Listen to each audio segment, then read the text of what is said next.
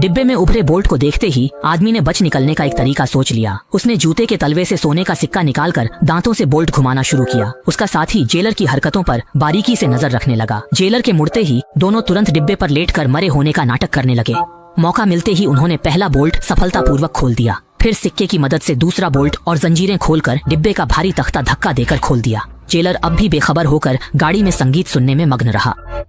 इससे वे और साहसी हुए। उन्होंने पैर केबिन पर रखे, जोर लगाया और डिब्बा बाहर फिसलने लगा। असर देख वे जोश में आए और डिब्बा आधा बाहर आ गया। पीछे हटती जमीन देख साथी डर गया, मगर बात आगे बढ़ चुकी थी। आदमी ने लात मारकर डिब्बा नीचे गिरा दिया। डिब्बा रेगिस्तान में नाव की तरह फिसल कर रुका। दोनों जेलर से छूट गए थे, लेकिन हाथों में बंधी हथकड़ी अब एक नई मुश्किल बन गई थी। इस सुनसान रेगिस्तान में खोलने के लिए कोई औजार मिलना नामुमकिन था। दोनों ने बहुत सोच विचार किया और आखिरकार एक तरीका सूझा। उन्होंने सैकड़ों किलो वजनी डिब्बे को कंधे पर उठाया और रेगिस्तान में एक एक कदम चलने लगे। लेकिन भारी भरकम डिब्बा धीरे धीरे उनकी बची खुची ताकत भी चूस रहा था। और भी बुरा यह हुआ कि इस वीरान रेगिस्तान में पानी की कमी के कारण वे जल्दी ही थककर एक ऊंचाई से नीचे लुढ़क गए। जैसे जैसे रफ्तार बढ़ती गई, पूरा डिब्बा ढलान की वजह से हवा में 360 डिग्री घूम गया।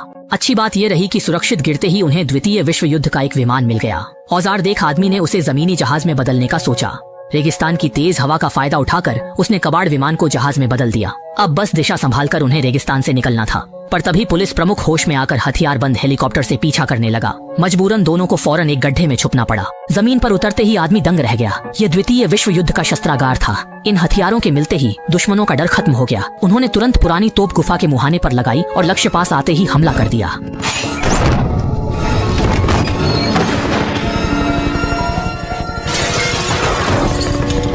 हालांकि गोला बिल्कुल सही तरीके से हेलीकॉप्टर से टकराया, लेकिन उसमें विस्फोट नहीं हुआ, जिससे पायलट बहुत खुश हो गया। लेकिन अगले ही पल